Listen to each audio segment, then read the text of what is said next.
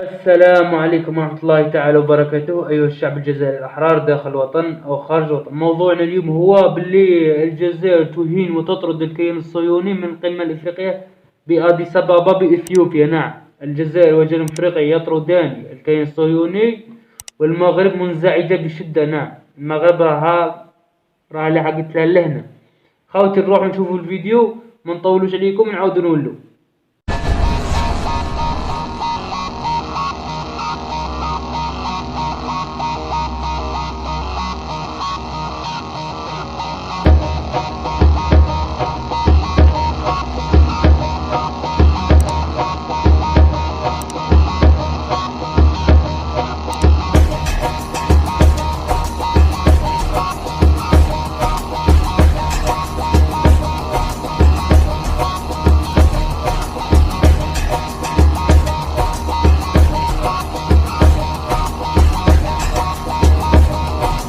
كما شفتوا خوتي الفيديو كيفاش الامن الاثيوبي كيفاش طرد الوفد الاسرائيلي من قاعة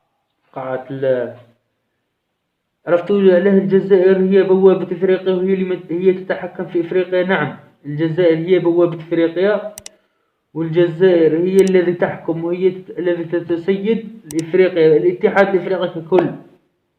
يا المغاربة يا المطبعين، شوفوا احفادكم واش راه صاري لهم، ومع الوقت ان شاء الله هكذا يصرى لكم انتم. ثاني هذول يتم طردكم من الاتحاد الافريقي بعدما تم طردكم من الاتحاد الاوروبي. قال لكم ممنوع تحطوا رجليكم في الاتحاد الاوروبي. هكذا سيصبح في الاتحاد الافريقي ان شاء الله.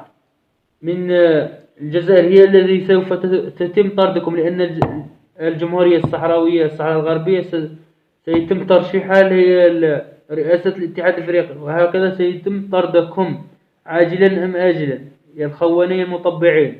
شوفوا احفادكم وين راهم، كيف صرالهم الكلاب.